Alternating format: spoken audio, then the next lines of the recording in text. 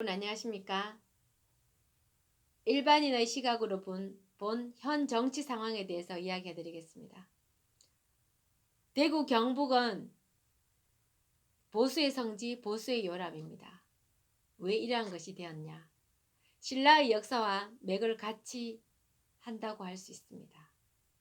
오늘날 현대사에서 TK가 대한민국 정치 세력의 중심이 되었던 것은 신라가 삼국 통일을 한 역사와 무관치 않다고 생각을 합니다. 신라가 삼국 통일을 하면서 한반도 역사는 큰 흐름이 바뀌었고 조선시대를 거쳐 일본의 침략으로 불법적인 한일 합방이 있었습니다. 해방을 거치면서 한반도는 북쪽 소련과 중국에 의해 북한 공산주의자들이 점령을 하고 남쪽은 미국의 도움으로 이승만 박사님이 대한민국을 건국하였습니다. 이승만 박사님이 자유대한민국을 건설하였으나 아직 민주주의에 익숙하지 못하고 갓 새로운 민주주의 국가 건설로 혼란은 불가피하였습니다. 북쪽에 자리 잡은 공산주의 세력들이 호시탐탐 남한을 공산주의화하려는 상황이었습니다. 또한 2차 세계대전 결과물로 대한민국이 독립이 되었고 독립 후 5년 만에 6.25라는 전쟁이 발발되어 그야말로 대한민국은 암흑의 시기였습니다. 이승만 대통령님의 의도는 좋았지만 민주정치를 해보지 않은 정치인들이 서로 싸움만 일삼고 국민들을 진정으로 위하는 길이 무엇인지 모르고 있었습니다. 서로 전쟁만 일삼으니 나라가 혼돈의 연속이었습니다. 이때 바로 혜성처럼 나타나신 분이 박정희 장군님이셨습니다. 위대한 민족의 지도자 박정희 장군은 한심스러운 정치인들의 모습을 보면서 대한민국을 어떻게 일으켜 세워야 하는지 모든 구상을 끝내시고 구국의 결단으로 5.16 혁명을 일으키셨던 것입니다. 박정희 대통령 각하는 강력한 리더십과 명석한 두뇌로 미래를 내다보는 해안을 가지시고 일사불란한 모습으로 군사, 경제 등 안정을 지키셨으며 전 세계사에서 유례를 찾아볼 수 없는 한강의 기적을 일구어 내셨습니다. 하지만 경제가 발전할수록 국민들의 요구 수준 또한 높아지고 오랜 집권의 권력 내부의 갈등 그리고 결정적으로 국민들의 복지를 한 단계 더 높이려고 부가가치세 제도를 도입을 하여서 국민들의 저항에 부딪혔습니다. 부가세 저항의 시작인 부마 사태를 시작으로 전국적인 저항이 일어났고 이러한 사태들로 인해 권력 내부 암투를 벌이던 김재규가 천인공노할 만행을 저질렀던 것입니다. 겨우 먹고 살만한 사태로 국가를 발전시켰지만 역적 김재규에 의해 대한민국이 위기를 맞이했을 때 또다시 전두환이라는 한 명의 강력한 지도자가 등장하여 나라를 안정시켰으며 노태우 대통령까지 신군부들이 12년간 통치를 하면서 비교적 경제 발전과 정치 선진화의 기틀을 닦았습니다. 그 후 일명 민주화 세력인 김영삼 씨가 대통령이 되었지만 군부 세력들에 대한 한풀이 보복 정치만 일삼다가 IMF라는 치욕의 역사를 초래하고 야당에게 권력을 넘기고 말았습니다. 부도난 국가를 통치하는 김대중 씨는 조금만 잘하여도 능력을 인정받을 수 있었으며 땅 짓고 헤엄치는 대통령이 될 수 있었던 것입니다. 모든 국민들이 무너진 경제부터 살려야 한다는 생각으로 금모으기 등으로 허리띠를 졸라매고 경제 재건에 동참하여 IMF를 극복하였습니다. 그러나 햇빛 정책이라는 미명 아래 김대중 씨는 대북 퍼주기를 하였습니다. 그리고 무너져가던 김정일에게 산소 호흡기를 달아주며 더 나아가서는 핵 개발을 할 수 있는 대량의 달러를 공급하였던 것입니다. 그 결과로 오늘날 핵무기를 완성할 수 있는 결정적인 단초를 제공하였다는 비판을 피할 수 없게 되었습니다.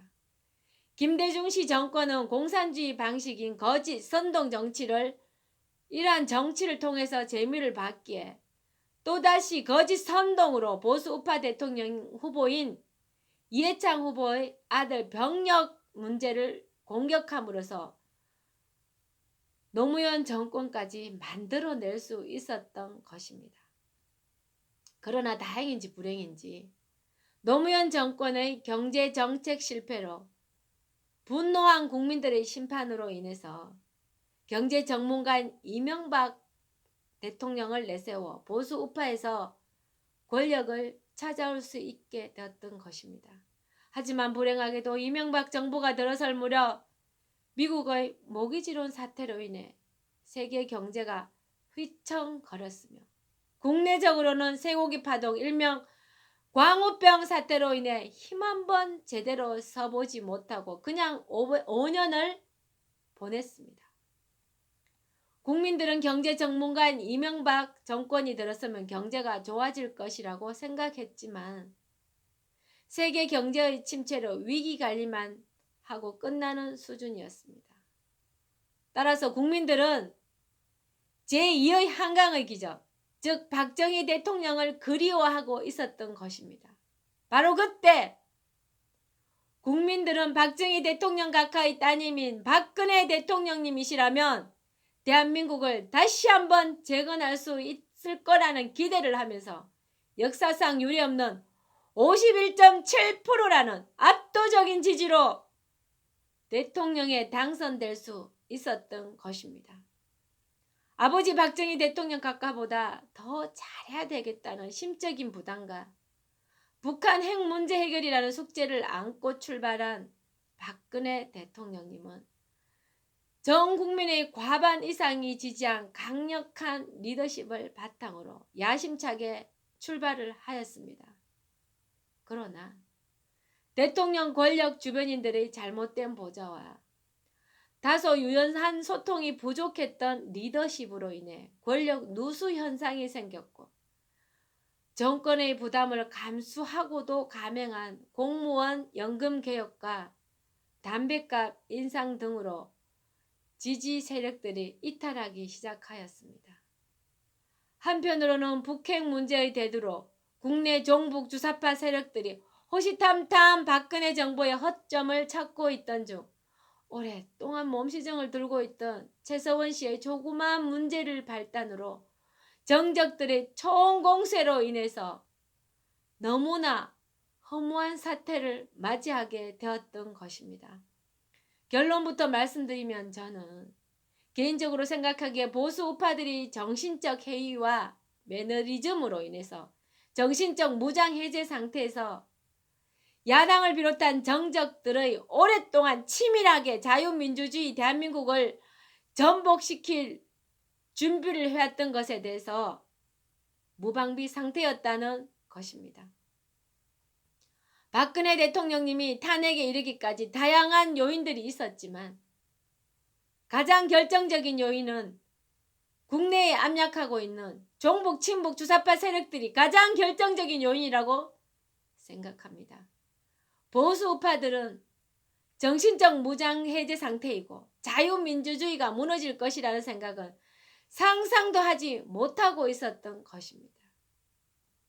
혹자들은 탄핵 사태까지 오게 된 것은 대통령의 책임이 일정 부분 있다고 합니다. 그러나 저는 개인적으로 의회 권력의 쿠데타라고 생각합니다. 민주당을 비롯한 진보 세력들은 그들 속에 들어와 있는 종북, 친북, 주사파들의 악랄함을 간과했다고 볼 수 있으며 한국당의 일부 몰지각한 정치인들은 국민은 안중에도 없고 오직 그들 자신들만의 권력 누리기 혈안이 돼서 이러한 결과로 인해 탄핵이라는 사태까지 오게 되었다고 생각합니다. 박근혜 대통령님은 아버지 박정희 대통령 각하가 어떤 분이신지 누구보다도 잘 알기 때문에 오직 아버지의 뜻을 따라 어떻게 하면 대한민국과 국민이 잘 살고 발전할 수 있을 것인가 하는 생각밖에 없는 분이라고 저는 확신합니다. 그리고 박근혜 대통령님은 대통령님이시기 이전에 사람이고 더군다나 홀로 사시는 여성이기 때문에 다소 불편하거나 소통에 약간의 문제점이 있을 수 있습니다. 그러나 그것은 혼자 사는 여성 대통령님이 남성 정치인들과의 관계 속에서 최소한 지킬 수 있는 것을 지키기 위함이라고 생각을 합니다. 혼자 사는 여성이라면 이러한 것에 공감할 것이라고 생각합니다. 그리고 이것을 소통의 부재로 치부하기에 다소 무리라고 생각합니다. 이것 또한 주위 참모들이 최선을 다해 일했다면 충분히 극복할 수 있는 문제라고 생각합니다. 저는 개인적으로 생각하기에 정치인이란 국가와 민족의 지도자, 즉 한 국가의 최상위 위치에서 오로지 국가와 민족을 위해서 일하는 자세가 필요하다고 생각합니다. 국민들은 정치인을 지지할 때 우리들을 행복하게 하고 잘 살게 해달라고 지지를 한 것이지 개인의 영달을 위해서 권력을 부여한 것은 아니라고 생각합니다. 즉 봉사 중에서 가장 큰 봉사인 국가와 민족을 위해 봉사라고 권력을 손에 쥐어줬는데 그것을 막강하고 개인의 영달과 출세를 위해 권력을 누린다며 국민들은 절대 용서하지 않을 것입니다. 박근혜 대통령님은 오직 국가와 민족만을 생각하며 정치를 하셨는데 민주당 속에 압력하고 있는 일부 종북 친북 주사파 세력들은 물론이고 자유한국당 속에 있는 일부 정치인들은 자신의 권력의 연장 업무 때문에 국가와 민족 문제보다 자신들의 권력 향유에 도취되어 있다 보니 자기 당의 대통령마저 탄핵으로 몰고 갔던 것입니다. 우리 국민들이 우매해 보이지만 절대 그렇지 않습니다. 잘할 때는 박수를 쳐주지만 못할 때는 가차없이 회초리를 듭니다. 지금 국가 상태가 어떠합니까? 민주정부가 들어설 줄 알았는데 가장 잔혹한 좌파 독재를 넘어서 공산주의 사회로 가려고 하는 종북 친북 주사파 세력들이 나라를 온통 혼란 속으로 몰고 가고 있는데도 자유민주주의 보수 우파 정치인이라는 그 누구도 독재 정권에 대해서 바른 소리 한마디 못하고 있지 않습니까? 지도자란 자고로 위기 상황에서 가장 앞장서서 모든 것을 던질 수 있어야 하는데 무엇이 그리 무서운지 제대로 된 비판 한마디 길거리 투쟁 한번 하지 못하는 것입니까?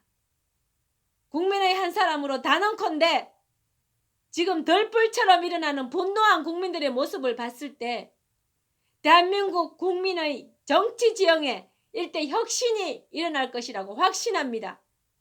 그리고 박근혜 대통령님의 명예는 반드시 회복될 것입니다. 탄핵 사태가 없었다면 좋았겠지만 이왕 일어난 이상 이것이 계기가 되어 경제 선진국을 이룩한 대한민국이 아직도 이룩하지 못한 정치 선진국을 이룩하여야 할 때입니다. 이제 2020년 국회의원 선거를 계기로 정치 선진국의 깃틀이 확실히 다져질 것이라고 생각을 합니다. 어떻게 가능하냐고요? 우리 국민들은 어떠한 사람이 어떠한 정치인이 진정으로 국가와 민족을 사랑하는지 알게 되었기 때문입니다. 21대 국회의원 선거에서 현재 국회의원 절반 이상이 교체될 것입니다. 지켜보십시오. 이상은 우매한 일반 국민으로서 현 정치인들에게 전하는 메시지였습니다. 이상 마치겠습니다. 감사합니다.